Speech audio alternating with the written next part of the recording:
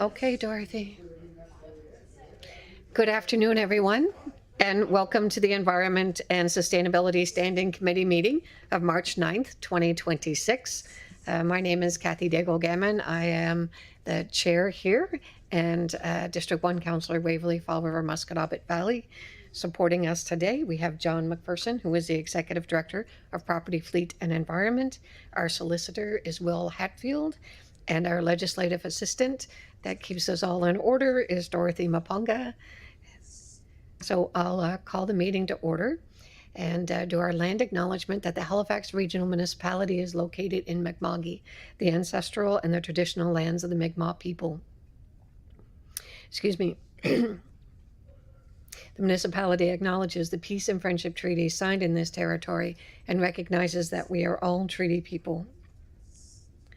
We'll now ask for approval of our minutes of February 17th, 2026. Councillor Steele, Councillor Hartling for the second.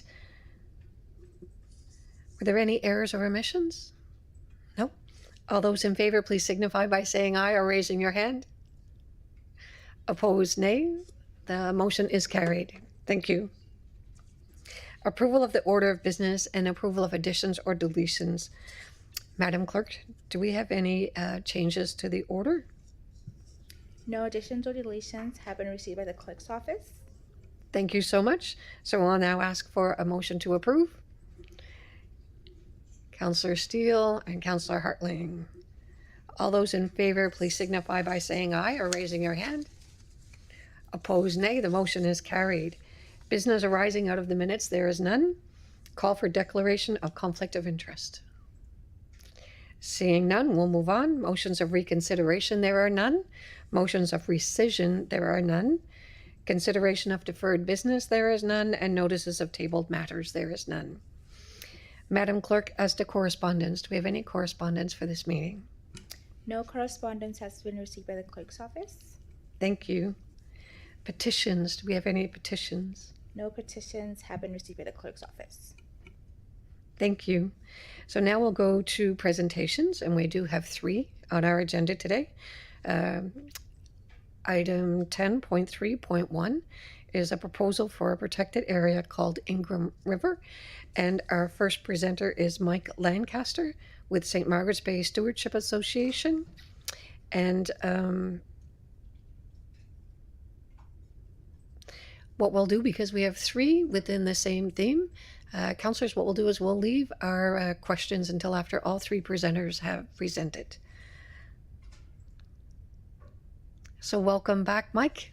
You're familiar looking, and you have 10 minutes to present. Thank you so much for being here. No problem. Thank you for having me. Will this be up anywhere that I can see? Click on it. I'm sorry, Dorothy, click on what? Oh, here it is. Yep. Great. Thank you. Wonderful. Yeah, so I'm here with the St. Margaret's Bay Stewardship Association to talk about the proposal for Ingram River Wilderness Area. And as you say, familiar face, talked about this before here. Looking forward to it today. This committee is very dovetailed into the purposes of this proposed protected area, and I'm just going to talk a little bit about the history and the status of it, and especially from a very local significance. So what it means for the immediate community, and then very happy to see my colleagues from Nature Nova Scotia here today to also talk about the broader significance, and then some Mi'kmaq grandmothers I understand are going to be here today to talk about the significance from that standpoint as well. So touching on a lot of bases here today. So because 10 minutes always blows by, I'm going to go a little bit quickly through some of this, but this is not the original proposal. We've got one of the original folks that we collaborated with, Jeff LeBoutlier, is here today. This is actually the second, no, I guess this would have been the third iteration of what we were going for. We've been trying to get this protected area established for about 11 years almost now. If you combine the original, we were going for a different iteration of the proposal. So it's been a long saga. This is, you can see in kind of the bottom right-hand corner here, this is St. Margaret's Bay, just to give a little bit of perspective for the location, Upper Tantown here, and then Highway 103 running. So there is a very long history with trying to get increased stewardship of this area, with the Buy Back the Mersey campaign starting in 2011-12, and eventually leading the province to buy some of this. It used to belong to a private forestry company and now belongs to the public. And we, at that time, had a community forest proposal that ended up not moving forward. And we saw kind of too much over emphasis on resource extraction in the area. And we wanted to see some increased emphasis on conservation measures because we knew how important the area was for community and for ecological values and the potential local economic development that a protected area can bring. So we pivoted from trying to advocate for sustainable forestry to having at least a third of the area protected as a wilderness area, to have a balance between the economic drivers of resource extraction and the benefits that a protected area brings for the other values that I spoke to earlier. We've also worked a tremendous amount to document the ecological values because we knew it was special at that time when we started working on it. We had been working on various conservation initiatives since 2003 in the area. But then in 2015-16, we really started to ramp up to better understand the ecology and the recreational use patterns of the area. And over the course of that time, we've documented some pretty tremendous values that I'll get into later. And we've also spent a tremendous amount of time conducting habitat restoration, mostly from a lens of aquatic restoration. And I'll get into that a little bit more later. In 2023, we did see some steps forward. We saw the designation of Island Lake Wilderness Area, which is constituting about 4,000 hectares. So it represents a little over a quarter of the area, which we've heard some correspondence from the province when folks or ourselves engage with it and say we're looking to get the rest of the area protected. They'll point to Island Lake Wilderness Area, which our response is you don't claim that you've passed a test if you got 27% on it. So Island Lake Wilderness Area is not adequate to finalize success. And then with the protection of that area, this is what kind of the remainder of that proposal looks like for Ingham River Wilderness Area, constituting about 10,500 hectares now. So to speak to this kind of some characteristics of the area, we've got support from over 55 businesses and organizations, including the Confederacy of Mainland Mi'kmaq, Tourism Industry Association of Nova Scotia, Ecology Action Centre. It represents a combined membership of over 30,000 people.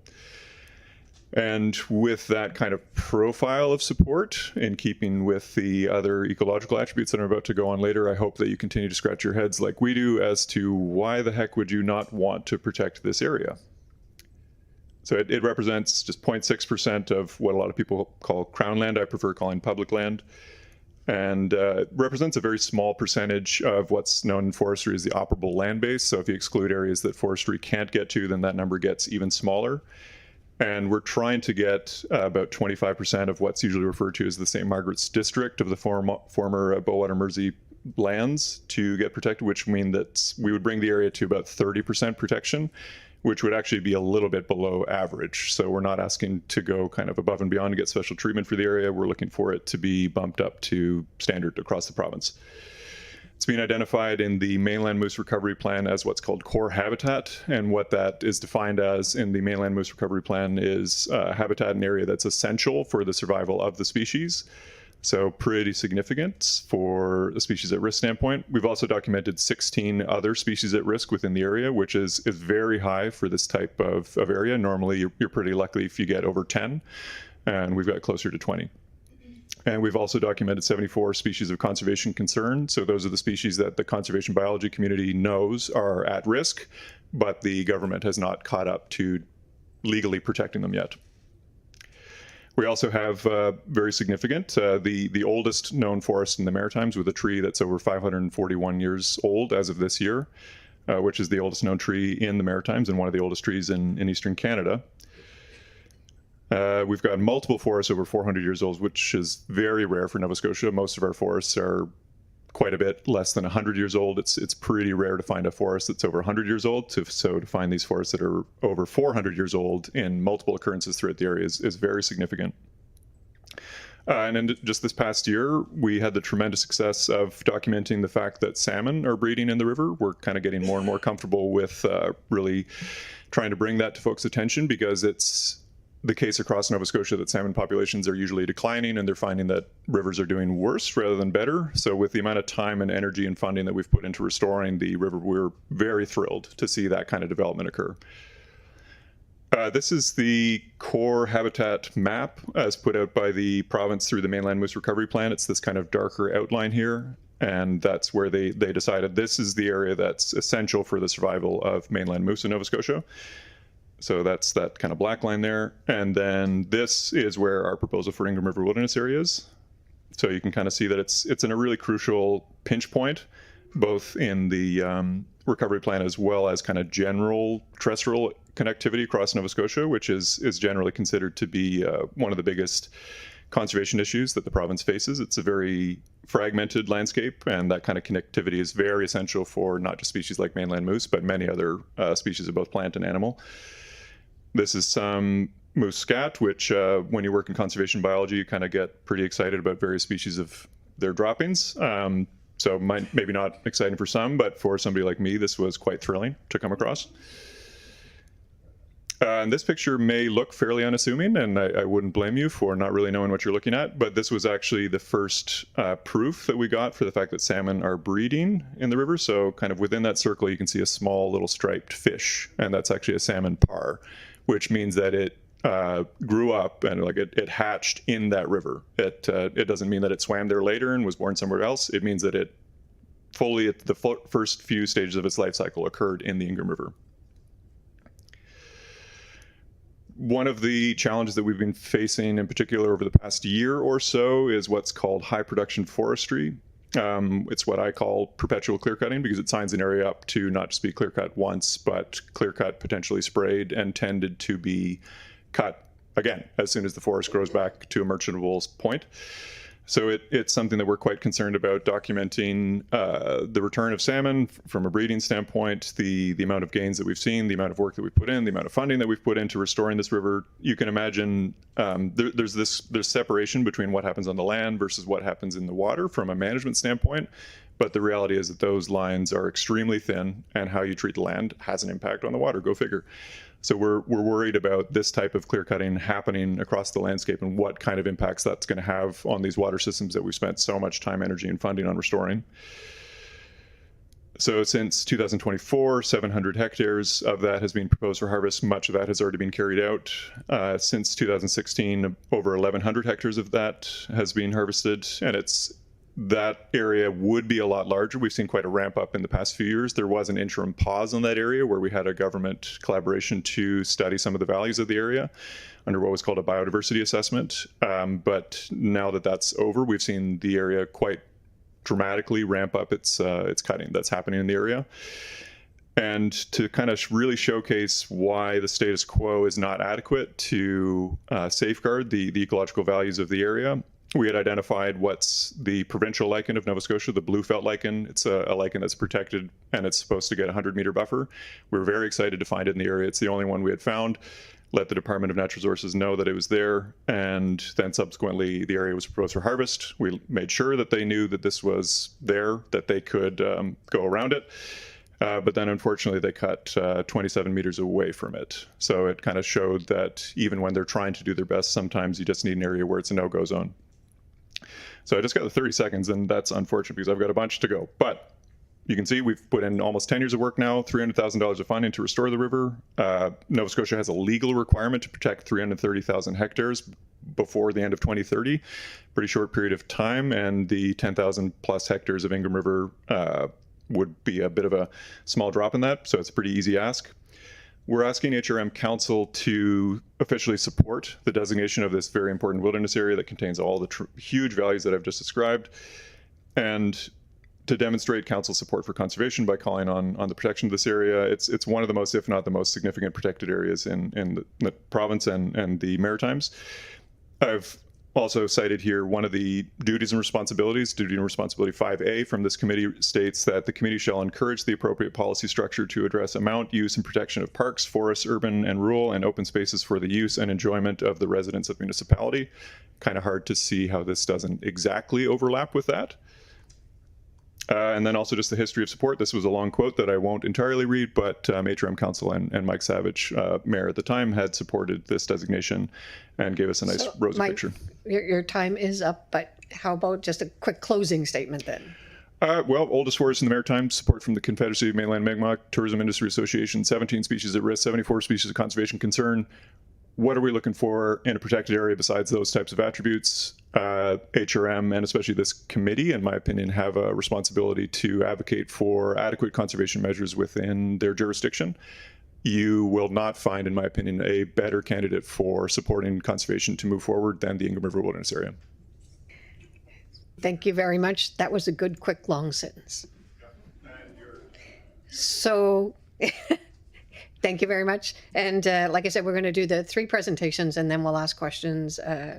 So, the next presenter, the ecological significance of the Ingram River area.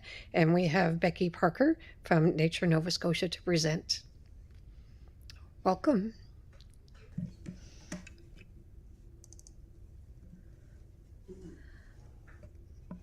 Thank you for having me. I don't think that I have to repeat what Mike has already said. He's already given us a lot of good reasons for understanding why this area is so important from not only an ecological perspective, but so many others.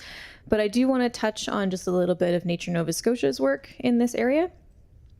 Nature Nova Scotia monitors mainland moose in both the Ingram and Five Bridges Lakes area. We know that they're there, and so we've set up several trail cameras in both areas to see what they're up to and see if we can gain a better understanding of what moose are doing in this area of the province.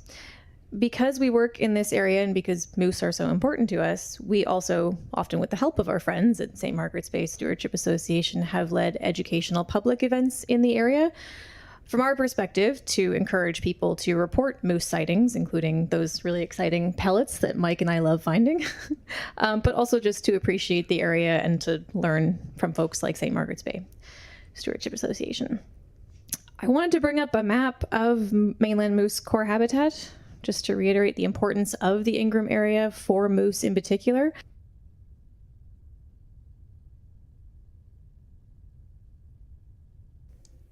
Thank you.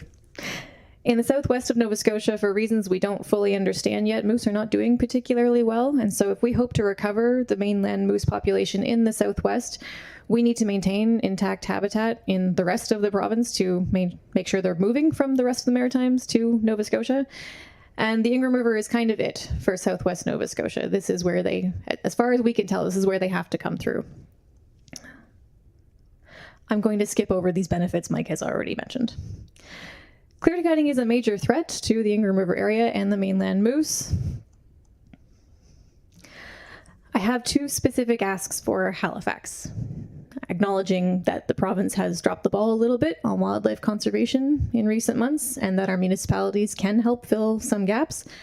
My first ask is that this group consider recommending to council that we could draw on the success of another initiative that we have worked with you on, Bird Week, where this group recommended to council that we formally adopt the Bird Friendly Cities method of conserving bird habitat and bird policies in Nova Scotia, in Halifax, and do something similar for the Ingram River. And so I've suggested perhaps an Ingram River Day of the year, and I've made just a suggestion here that perhaps World Rivers Day could be a good day for that.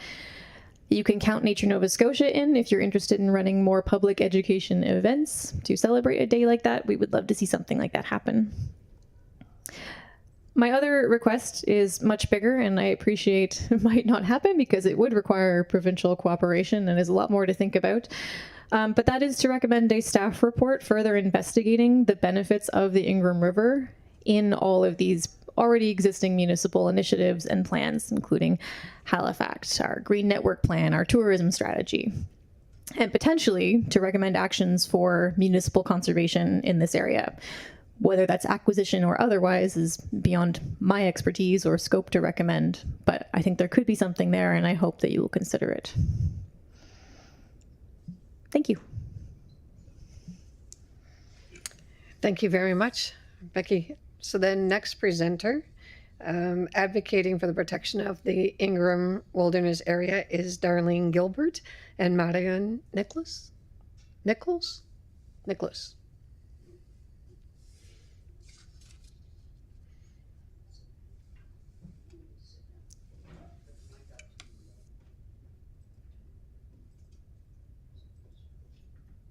Does mic work?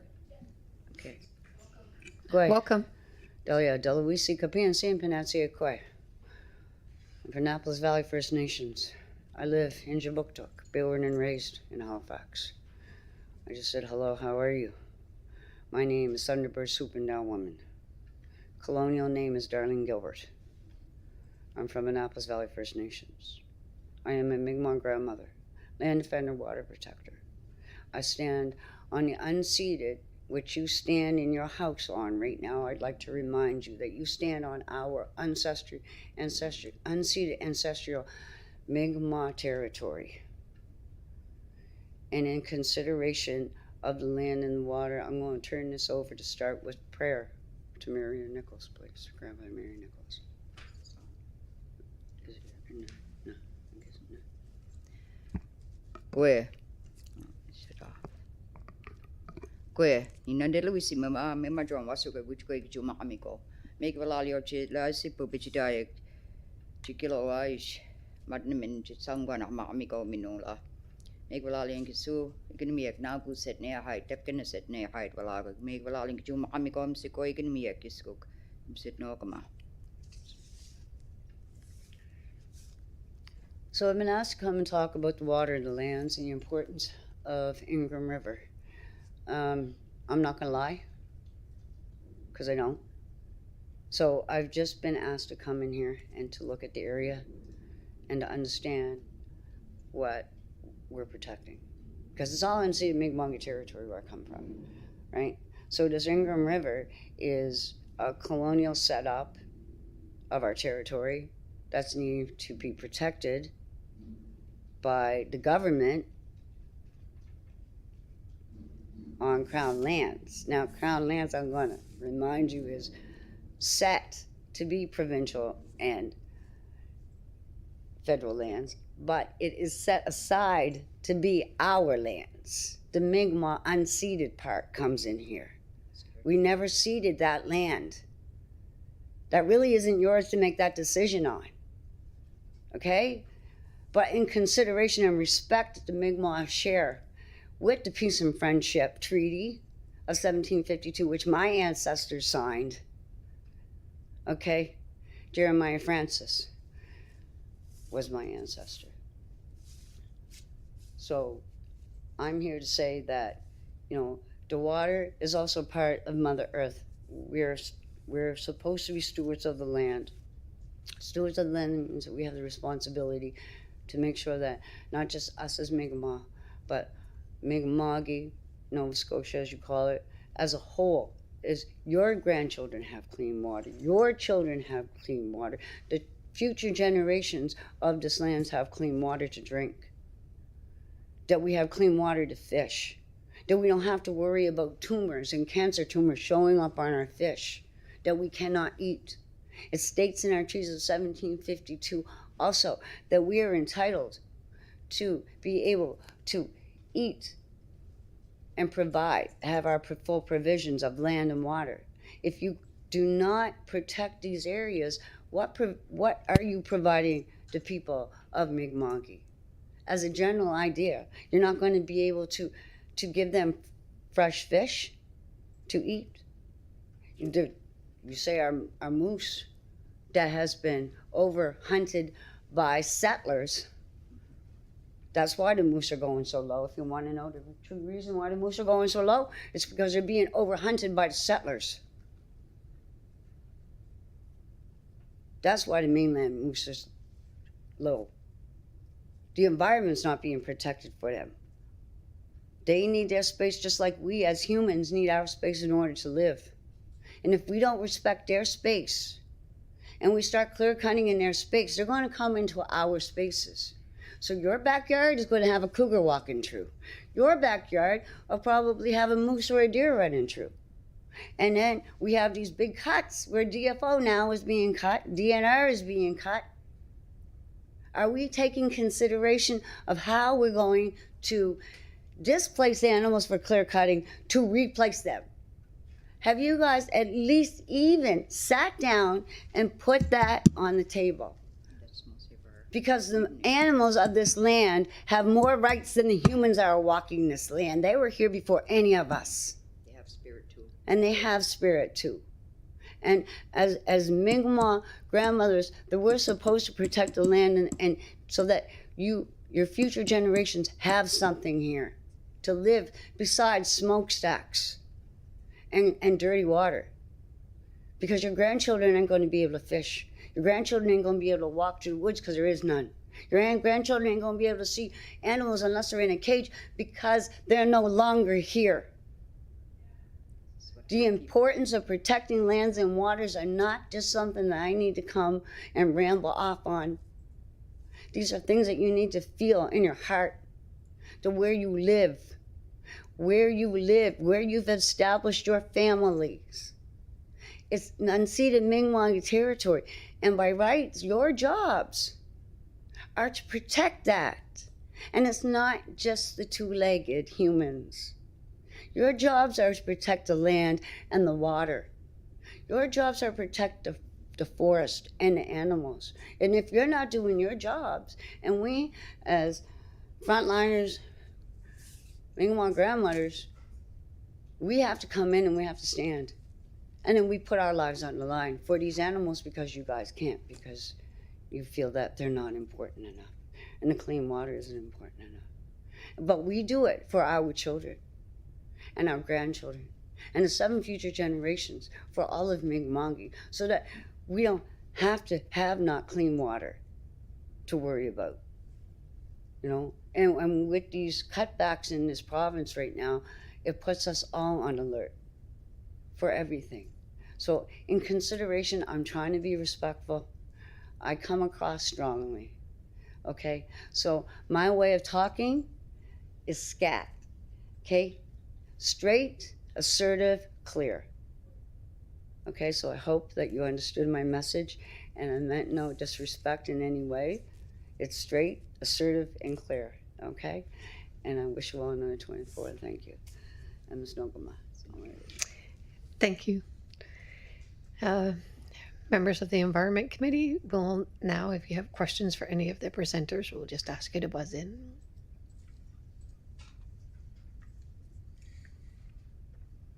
Councillor Hartling. Thank you very much, Madam Chair. Mike, I'm wondering if you can speak a little bit to the restoration efforts that you and your team have undertaken, and the amount of, like, how many years you've been going at it and the amount of money that you've invested to date. Thank you for the question. Yeah, that was one of the slides that I had to kind of slam over.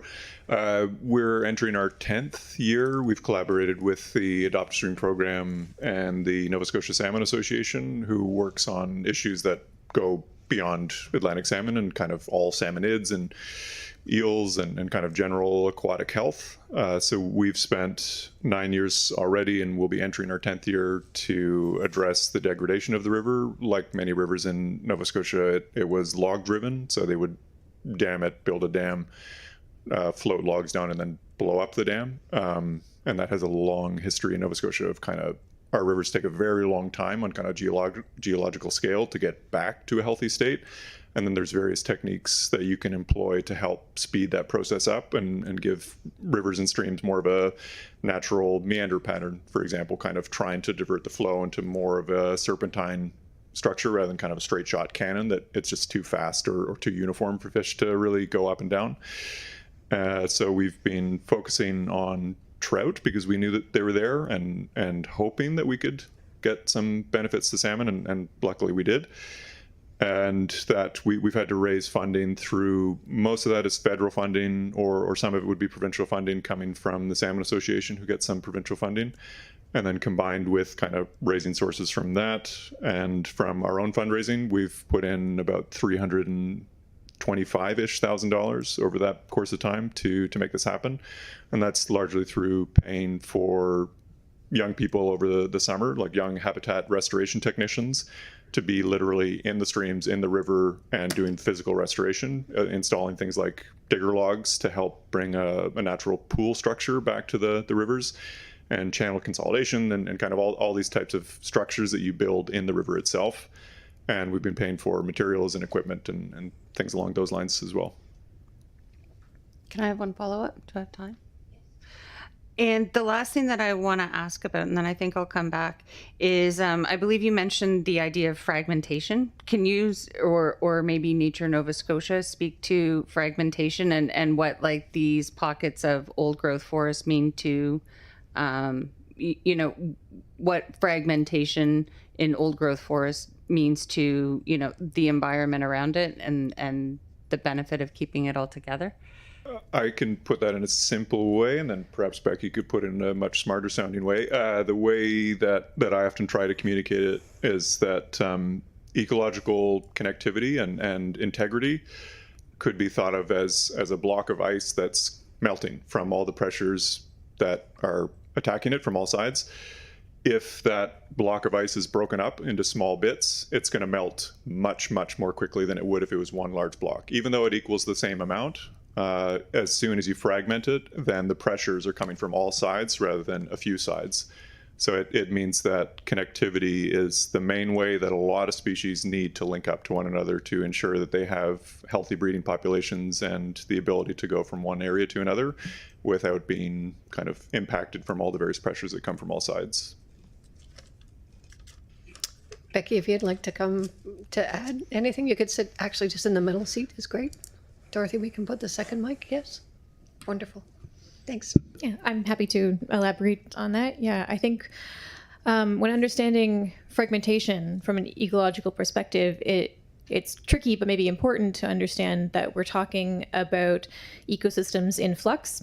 When you cut a forest down, it grows back. Of course, that takes time. And in that time, your species composition has changed. The diversity of life in your soil has changed.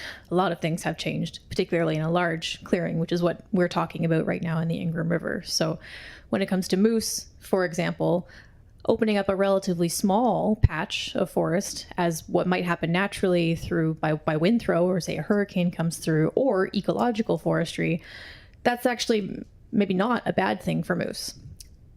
Small, younger browse species pop up. They like that. They might eat in that area, and they spend the rest of the time in older forest, or especially in the summertime, in the lakes and wetlands. What matters to moose, and to a lot of other species that live in the same area that moose do, is when you have a whole bunch of really large clearings. They don't like that. So I think it depends on what we're talking about and where. Across Nova Scotia, we know that we have twice or three times now clear-cut almost the entire province. And so the majority of the ecosystems that we are talking about, when we talk about anywhere in Nova Scotia, we're talking about relatively young forest that is maybe in some places starting to come back. The Ingram River is unusual in that there is still quite a bit of it quite intact from a mature forest sense, but also in this network sense where there are these patches of older forest and younger forest and intact wetlands and lakes and rivers. And so that's what makes it so special from a landscape connectivity perspective, and certainly for species like moose, which rely on all of those different kinds of habitats over the course of a year. Thank you very much. Thank you, Councillor Hartling. Councillor Steele, you've got a question. Yes, I do. And thank you. Thanks to all four presenters for coming in. My question sort of relates around the economic development side of things. Mike, you talked about the operable land base. You talked about high production forestry. But I believe you said the operable land base there for high production forestry is quite small. That's why you feel that it shouldn't be a big deal to provide the protection. Those are my words. The other thing that you alluded to but didn't delve into, probably because of the constraints around time, is the ecotourism potential. So what I'm thinking is, we know the provincial government is trying to bring about economic development to grow their revenue, to address the massive deficit that we have. So can you speak to the ecotourism potential and what that could mean for economic development? I know you have tourism partners in this, so I'm curious about that, because I think that's a strong message if we have the evidence to support that. Yeah, it's a great question that increasingly we need to focus on not just kind of like Becky and I would normally focus on conservation, but we need to focus on the balance of values that these things bring. We've kind of built that into our proposal, and that's why we're going for less than a third of the whole area getting protected, so that resource extraction industries have 67% of the area to kind of balance other values, but ecotourism needs the stability that a protected area brings. I was just speaking to one of the audience members earlier that we've been collaborating with guiding companies, one in existence and one that's more of a prospective company, that both have essentially said to us, why would we waste the time, energy, money into developing routes and putting in the infrastructure that's needed to support those business values if that forest that I build a trail through, or at least build a route through, is going to get clear cut in 2 days' time or in 10 years' time. But these types of business plan strategies for what goes into a guiding business for fishing, hunting, canoeing, kayaking, whatever kind of outdoor recreation it is, they put in a tremendous amount of background work to make sure that that route is viable, what kind of skill levels it needs, the amount of research, planning, development, and funding that goes into that. Why would you invest that into something that its future is uncertain? So protected areas support those types of values in a way that unprotected land does not. So it's kind of one of those scenarios that it's not going to build that momentum until the future is stable and it can attract that type of business interest. And one of the other components, just from kind of how environment and conservation translates to economy, is beyond ecotourism, which we've touched on a bit there. Those values would be a little bit harder to estimate because a lot of it is more potential. And I haven't heard the Tourism Industry Association give a number to that. They would be the folks that would have that. But the fact that they kind of stuck their neck out to support this speaks to the fact that they see that there is a value to their membership to do it, because they're not a group that's like, oh, great, some lichen exists, that's awesome. Like, that's what we do. But what they do is, how can we make a tourism case for this? And this place has it. But what I can speak to a little bit more is the ecosystem services value, that increasingly there's less of an emphasis that is very crucial and needs to be there in the focus on not a kind of direct resource economic driver, but the types of hidden cost that the natural world provides to us seemingly for free. But we kind of continue to take advantage of those and think about developing economy through a specific lens rather than what are the economic broader costs if we do X, Y, and Z. It's kind of viewed through a traditional lens of how many jobs can we create. And in our sector, I live in Nancy's district, District 13, there's almost no forestry-based jobs, so it wouldn't be generating that, but the ecotourism would be generating jobs for the local economy. And then beyond that too, with ecosystem services, what kind of costs are incurred upon the public purse when we have to do additional water management, stormwater management, additional air sequestration, carbon sequestration, pollination services that come from local and native pollinators, all these types of services that right now we don't have to pay for, but when we degrade the local environment, we start to have to pay for those types of services, and that has a cost to it. And we're not on a provincial level seemingly kind of putting the emphasis that needs to be occurring on that type of equation as well. So it's been one of the themes that I think all the presenters have touched on, is we're in a place where HRM, this is an HRM, but increasingly the municipality, I think a lot of folks are kind of looking to council to exhibit leadership in a role that is kind of lacking on the province's side, and to kind of speak on behalf of these values that are seemingly cast aside, but very much still have an impact on the economic bottom line. And having a group that says, hey, did you consider this? Because this has a very big impact on very localized scale for economy and ecology. And the council is very well positioned to kind of wrap their minds around that and speak on behalf of the diverse values, not just one value. Thank you so very much. Thank you, Councillor Steele. Councillor Hartling. Thank you very much, Madam Chair. I have one follow-up question, and I'll do my best to be quick. When you laid out the mapping of the Nova Scotia moose protected areas, and then you overlaid that with the Ingram River Wilderness area, and they absolutely line up. I am wondering, are there other instances in Nova Scotia where the mapping for mainland moose is, documented and meant to be protected, where it does not have protection? Is that true in other places in Nova Scotia as well? Or Can I just say something? please go ahead. Can we look at the mountain in Cape Breton? Excuse me. excuse me, if you would like to come to the mic, then everybody will be able to hear you, which will be awesome. Thank you. If you look at the mountain right now in Cape Breton, where they're cutting, okay, that's supposed to be protected area. Okay, so wherever you all put your maps and you decide to how would I put that word? Undo your map because you want that area, so you take that part back of the unceded Mi'kmaq territory, saying it's not Crown land, okay, and that there's no animals or moose there, when it's all it's all protected lands. You guys come in and you overmap because you want the area. It's all protected mainland, and it's all overmapped in a lot of areas. Not just this one. If you go through the whole map, I looked at it. There's a lot of overlapping areas in mainland that is being, and in Cape Breton that's being overlooked right now. And that's what we're fighting about right now with the government as Mi'kmaq people, is to protect the Crown land. That's why we have a 5-year hunting. We can't even touch the moose in Cape Breton right now because your government put a 5-year thing on us so you could clear cut up there. And we wouldn't even know about it. We just found out about it this year. And that's why we're up there fighting right now. You'll hear about the mountain. And then now we have to come down to Ingram. It's like it's whatever the province decides, right, that you're going to take and destroy. But this is all mainland, all Mi'kmaq is moose. Thank you. Thank you. Thank you, Councilor Hartling. And just for a clarification, this is municipal council, and so this is not the provincial legislature, just for clarification.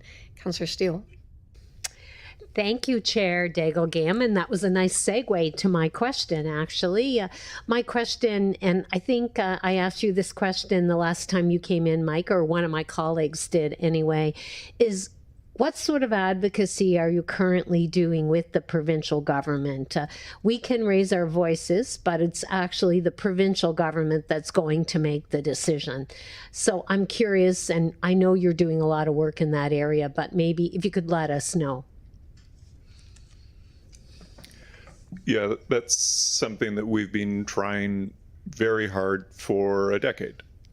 We have done everything that we could kind of think of in trying to convince the province that this is a good idea. I think Becky could kind of already has spoken to this and can again if she wanted to, but the province-wide value that this place has, I think, is indisputable.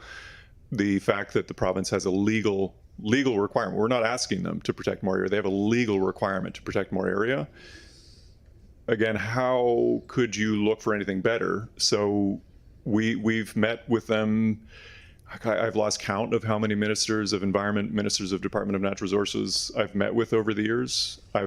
We've been running this campaign for 3 premiers and 6 different governments. It's we're here because the province is lacking in its responsibility to advance protected areas as they're legally required to do. We have tried and tried again and continue to try to have that conversation and are welcoming to have it with anybody who would be interested in meeting with us and talking about how we can ensure balance and that the province meets those legal requirements to advance conservation. Okay, thank you. Thank you, Councillor Steele. Councillor Hartling, I took the time up with your answers. Did you want to come back with something? Sure.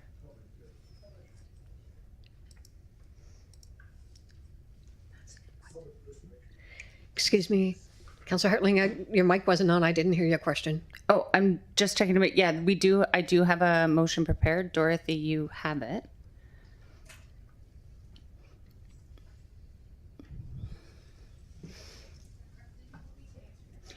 Yeah, please, thank you.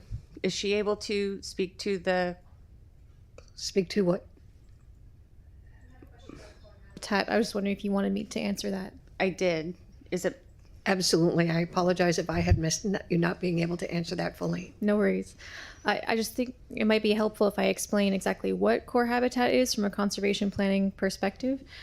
Core habitat is the area thought by experts in conservation science to be the area that needs to be protected in some way to maintain or recover a species at risk in Nova Scotia. And it is defined by our Endangered Species Act at the provincial level.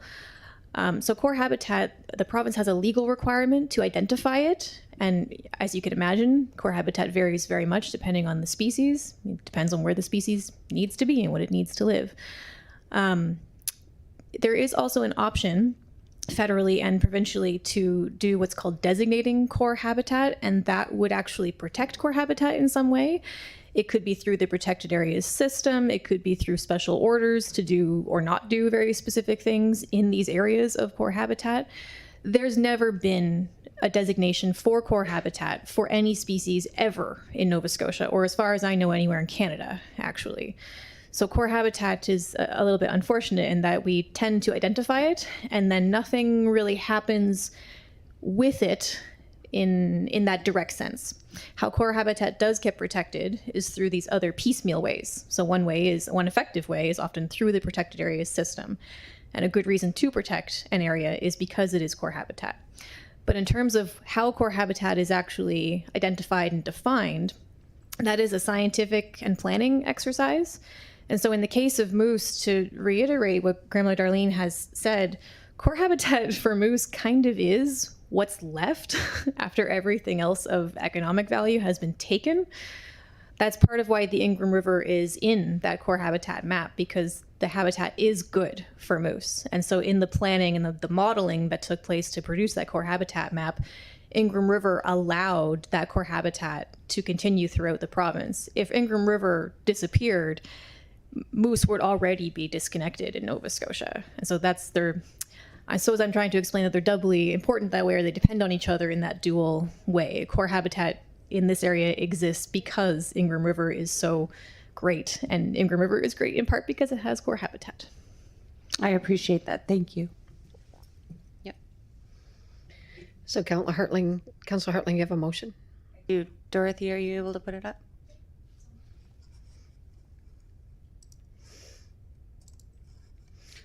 I move that the Environment and Sustainability Standing Committee direct the Chief Administrative Officer to prepare a staff report to be brought to Halifax Regional Council, requesting that the Halifax Regional Council direct the Mayor to write a letter to the Premier of Nova Scotia, the Minister of Environment and Climate Change, and the Minister of Natural Resources and Renewables, asking them to, 1, reconsider the proposed high production forestry in the Ingram River Wilderness area within Halifax Regional Municipality, and 2, consider protecting the Ingram River Wilderness area as part of the goal to protect 20% of Nova Scotia's land by 2030, which has wide support from various community organizations. Seconded by Councillor Steele. Thank you. Discussion on the motion.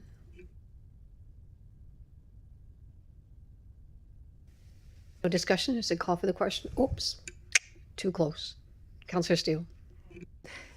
Sorry, Chair, and Councillor Hartling, if I understood correctly, Mr. Lancaster was suggesting that 67% of the area could still involve forestry. That there's so could the motion perhaps read like reconsider the scale of, or something like that, so that it, to me, I think the request is that a portion of the forestry can go ahead, but we want to protect the other areas that are important. I just wonder, I guess, if something like that could be a friendly amendment, because I don't think we're saying we can't have any we may wish to not have any, but I think we're saying we will permit some forestry in the area, but we'd like the forestry to protect certain areas that, as Becky suggested, that are really important for the mainland moose and for for wildlife in general. So I'm wondering if it needs to be that broad, that component of the motion. So Councillor Hartling can come back when she closes. Thank you, Mike and Becky. You're off the hook now, and now it's up to the members of the committee to debate. To all the presenters, we thank you so very much. Councillor Austin. Thank you, Ms. Chair. And I get what Councillor Steele is saying, but I also think like where we're just passing a motion now, our staff will come back with a recommendation. I don't think we need to do that at this stage. I mean, I think that's something that can be sorted out when it comes back around. I think the motion is fine. I mean, I'm always a little bit like, my approach to this job has always been, well, is there a municipal component? Is it important that something be said about it? Is it important that we are the ones to say about it? And like trying to suss out, because generally I know governing is hard, and I generally have the view that we should all, as much as we can, stay in our lanes and not be second guessing decisions of others.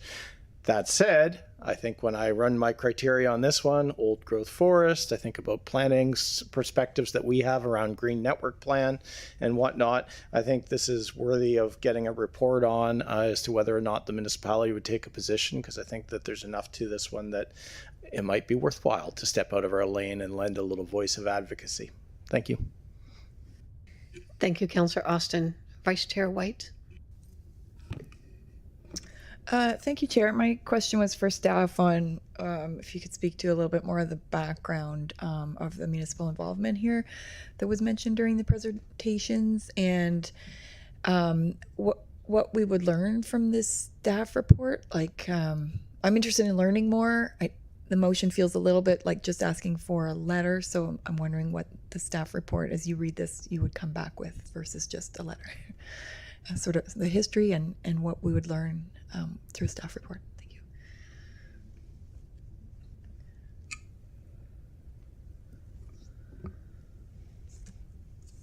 Thank you for the question. I'm not sure in protocol here. Do I say through the chair? Okay. Through the chair to the vice chair. I will have to get back to you on that, because I'm not fully up to date on what all the staff have been, their involvement to date, because this involves not just environment and climate change, but parks staff as well, and planning and development. So I'd have to get back to you on what our involvement's been to date on this. Okay.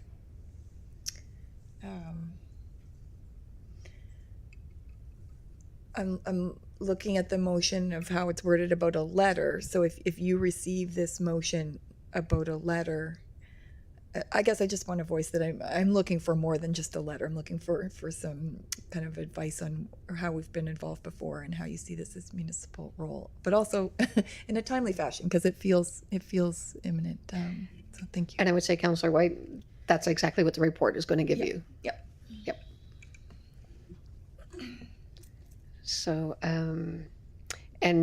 just Jonah is just new to us, so he might not have some of the background of our previous staff that have been working with the file. So, Councillor Hartling, to close. Thank you very much, Madam Chair. No, I don't consider your idea or your suggestion friendly. Truthfully, there has been ongoing forestry in the Ingram. It is the presentation of high production forestry that is reasonably new and the most problematic, and that is what I would like to address in this piece of it. Yeah, I simply can say that as, you know, the councillor for District 13, I can speak to the amount of, you know, this is very distressing for folks who consider, you know, the Ingram River Wilderness area their very big backyard. The businesses that leverage having that kind of outdoor space, the ongoing concerns. I think it is important, and I think that protection of our outdoor spaces are critical, not just in District 13 or HRM, but all of Nova Scotia. So I look forward to, you know, getting that report back. Also, the function of the report is the request for a staff report is just a matter of, you know, us doing business. So I hope I have your support, and thank you very much. Thank you, Councillor Hartling. The question has been called. All those in favor, please signify by saying aye or raising your hand. Opposed, nay. Motion is carried. Thank you all so very much. We now move on to public participation as part of our agenda. We do ask that comments are respectful, on topic, and directed to the chair, and the clerk will announce when there are 30 seconds remaining. Any member of the public who is registered with the clerk's office on this matter will be given the 5 minutes. When I call your name, please do come to the microphone. And everyone on the list that has been given an opportunity to speak after that, if there's anyone in the gallery that would like to speak, then we will ask for that for 3 times. So our first registered speaker is Leslie Hartman with the Ingram Action Group.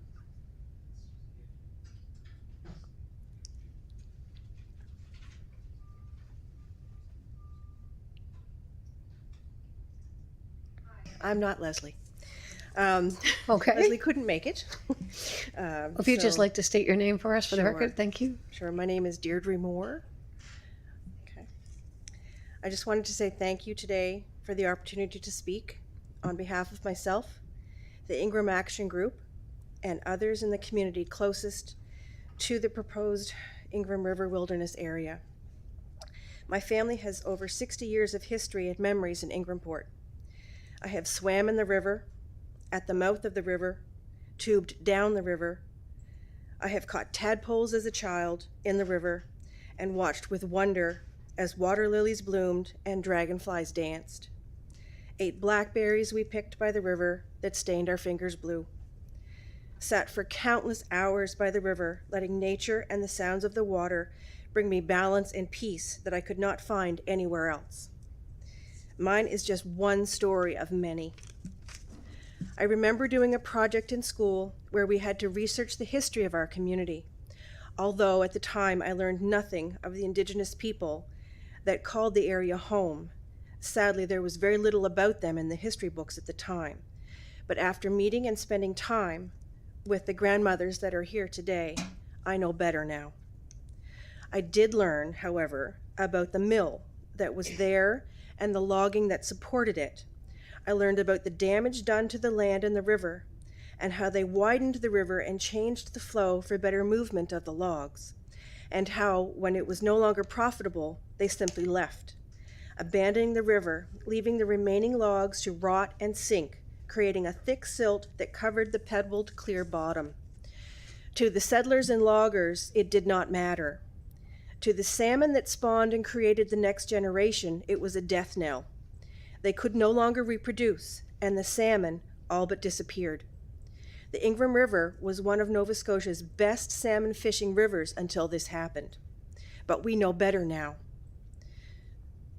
I can't begin to express to you, as a child, the sadness and shame that I felt. That day I learned that humans were either capable of destroying or preserving, and that it is a choice.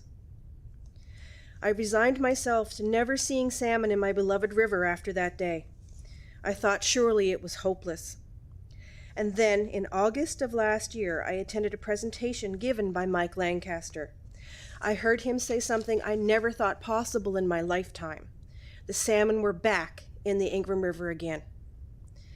Thanks to the tireless efforts of the river restorers, the investments of over $300,000, plus the river's ability to eventually heal itself, there is now a small population of salmon that call the Ingram River home again. This revival did not happen because we logged the area or extracted natural resources from it. It happened because we stopped. This area can become an ecotourism gold mine and will create jobs and prosperity. We do not want a wasteland contaminated with chemicals, toxic, destroyed by greedy, irresponsible forest practices trying to make a quick buck. We now know through scientific study, old-growth forests are living ecosystems with trees connecting underground through roots and fungal systems, balancing out nutrients and food for the good of the whole forest. We now know old-growth forest moss in old-growth forests absorbs 4 times the carbon that trees that trees do, that old growth forests are more fire resistant and grow a variety of tree species and plants, creating habitat, whereas clear-cut areas are sprayed with toxic chemicals designed to kill all species of trees and plants that do not make money, leading them to be highly fire prone. I could go on all day about why this area is in immediate need of protection. But in closing, I wish to say we do not want water poisoned or our forests destroyed. We are outraged and disappointed and feel betrayed by the current government and their attempts to ultimately destroy our wild and precious spaces. I, for one, will not stand by and have this disgusting and truly terrifying plan to make a quick buck from practices that ruin our province rammed down my throat. We are respectfully asking you to support the protection of the Ingram River Wilderness area and to call for an immediate stop to the clear cutting.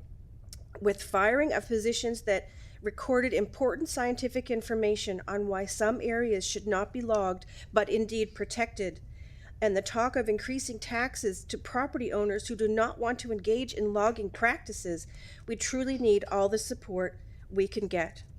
Thank you. Thank you very much. There's no other pre-registered speakers, so I'll ask, is there anyone in the gallery that would like to speak? Please come forward, sir, and state your name.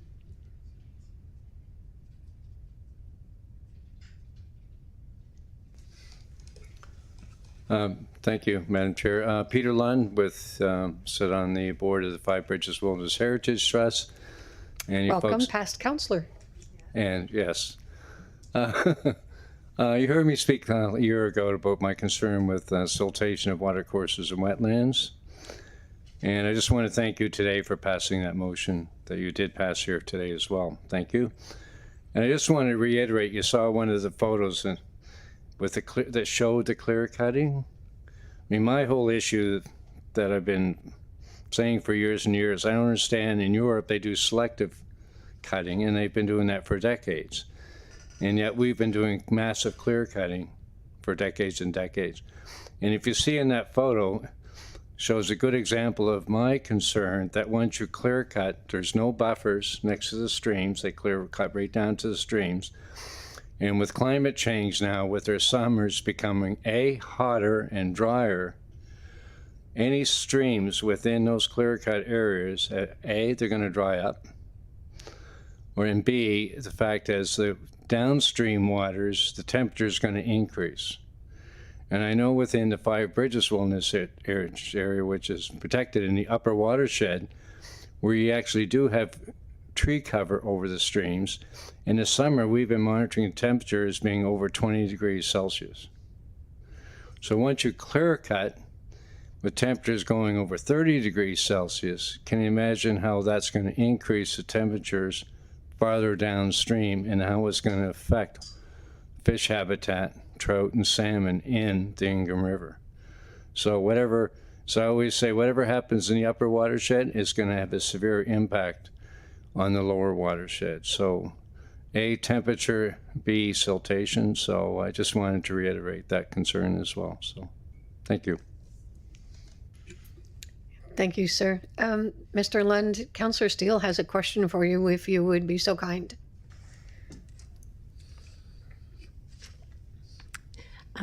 Thank you, Chair, and thanks for coming in today, Peter. I have a question. You mentioned that there are other countries where we have, or maybe even other provinces where we have better practices.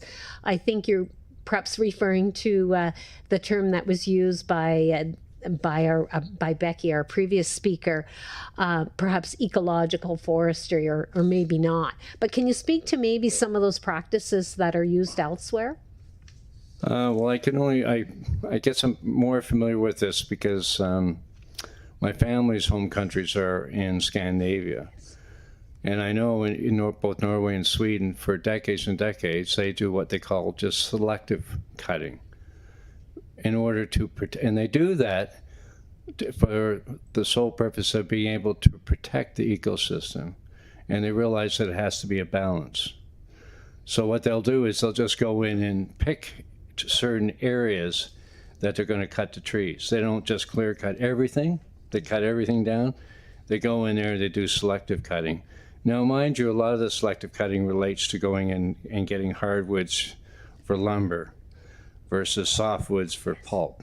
So there's a bit of a variance there, but they do not purposely, in order to protect the ecosystem, they do not do massive clear cutting. And I thought, and I always kept thinking to myself, well, if they can do that over there and still make money, why can't we do that here? Thank you. Is my question. Okay, no, thanks. Thank you, Councillor Steele. Thank you, Peter. For the second time, I will ask, is there anyone from the gallery that would wish to speak? Please do come forward. Lady in the blue and then the gentleman.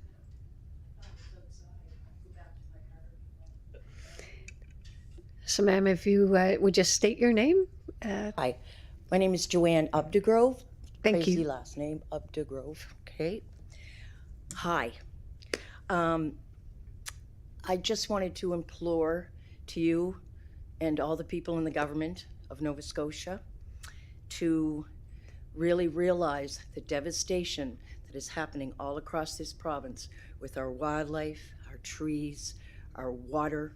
It's being completely raped. So here we are today talking about Ingramport. Ingramport's trees, I think they spoke about this before I came in, is 550-year-old trees in some areas. When these are, okay, I get hyper, so I'm going to try to, okay. This is another thing I'd written, but since I can speak, I'll just say it. Nova Scotia is only 500 miles long, 180 miles wide.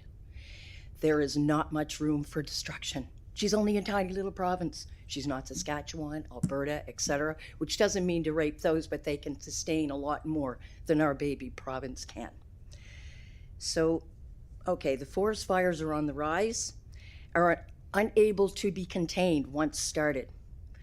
The hardwood trees are being sprayed to die and leave softwood trees for harvesting. These softwood trees go up like matchsticks because they're full of resin. Why do you think it's used for firewood mostly? To get your firewood started, because of the resins. What happens then is that it completely wipes out everything. Without the hardwoods, the forest floor is unable to hold rain or moisture. The soil and mycorrhiza actually, you cannot really see with the naked eye unless you're in the soil. These little white strands, they communicate to each tree. If one tree dies or is hurting, the other trees kick in and help it. This is a unity of, they don't think like we do, but they communicate. And we do not want to see this communication of this area destroyed. Sorry, just give me a sec here because, okay. I'm guessing that you people know, drive down past Ingramport on the way to Queensland and Hubbard's. There's a beautiful Ingramport River there that is seeing some hope of returning salmon that we already spoke about. The deep pockets decided to clear cut and spray and destroy our ecosystem. There was no future for sustainable practices, which I thought when I was a kid, and I was writing David Suzuki back in the 70s, that we take sustainably. There's easy. We know this in our brains. They're taking these big, huge machines, big tractor, killing off all of these animals, big tires, just destroying and raping the area. Where's these animals supposed to go? Where are they going to live? We can only destroy Nova Scotia to a certain extent. Please, I implore you to save Ingramport. She is... Do I have a minute? Okay. Where is our suffering wildlife supposed to live in this small province with the constant raping and constant fires? They are being killed in the fires, something you will never want to see. Do you ever see a bear running from a fire? Do you ever see animals scurrying out of the woods or burning and screaming in the fire? I have, on the outskirts. And the more we clear cut, the more this is going to happen. Or literally bulldozing out of their homes. I've watched that too. Right down my way, I live out close to Windsor, besides down South Shore. And when I live out close to Windsor, they have clear cut. I saw a bear and another bear and another bear running away from their homes. Where are they supposed to go? We, as humans, think we know everything. We don't. We are destroyers. Please, I implore that you heal this province instead of letting them destroy any more for our future generation, please. Thank you. Thank you so very much. Sir, would you like to come forward?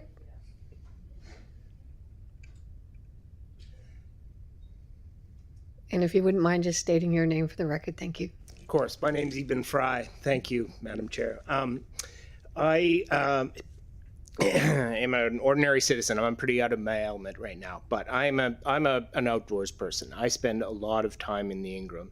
And I'm also a member of the organizing committee of the Ingram Action Group. The Ingram Action Group formed as a direct result of a meeting that the St. Margaret's Bay Stewardship Association Mike gave, explaining what was happening in the area. I mean, I'm on the land all the time. I've seen it with my own eyes, but to see it all pulled together like that was really galvanizing, I think, to myself and a lot of members of our community. And I heard some questions also asked here that maybe I'm in a good position to answer. So there was one about like what have we done? How have we engaged in the province in this? We have a mailing list just as a result of that meeting of well over 100 citizens. We've held letter writing workshops in partnerships with other activist organizations to mail the Premier, to mail the ministers of natural resources, of the environment and climate change. We have we were very, very honored actually to have the ancestral grandmothers come and bless the area and hold a sacred fire. That was well attended. We did that on the coldest day of the year, and we had almost 30 citizens come out and stand around that fire for 4 hours. And we discussed what the area meant to us. We saw the waters blessed. Thank you very much again for doing that. And so those are some of the things we've done. We have, and also, of course, just last Monday, we actually had a petition tabled. We've circulated that in the community and around Halifax. We had that tabled in the legislature on last Monday with 1,143 signatures that we gathered in only a few months. So that, I think that speaks to a little bit to how the community feels about how important this issue is. And I should also kind of go into my background too. Years ago, I was a kayaking guide, professionally kayaking guide and hiking guide in the St. Margaret's Bay area, mostly on the sea in that area, but sometimes we'd go into the Ingram a little bit.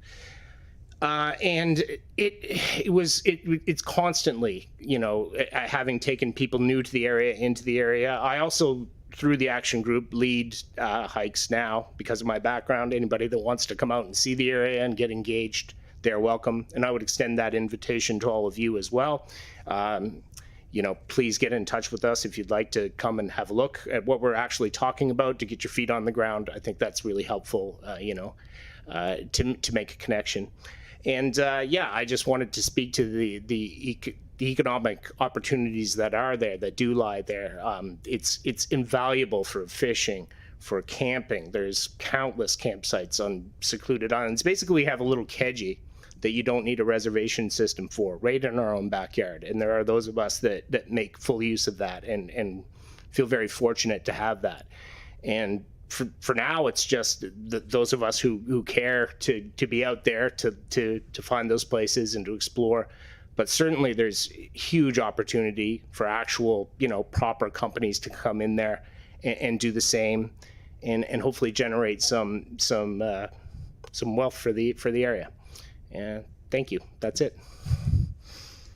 Thank you so very much. I appreciate that. So for the third and final time, is there anyone from the gallery that would wish to speak? So seeing none, we'll move on with our agenda. And as always, we do thank all of our presenters and those who choose to partake of the public participation. We appreciate it. Thank you. So information items brought forward, there are none. Reports, there are none. And motions, there are none. We have no in-camera items, no added items. And members of the committee, is there any notices of motion? Seeing none, the date of our next meeting is April 2nd. So I would ask for a motion to adjourn. Councillor Steele, we are adjourned at 2:16 p.m. Thank you, everyone, and have a wonderful rest of your day.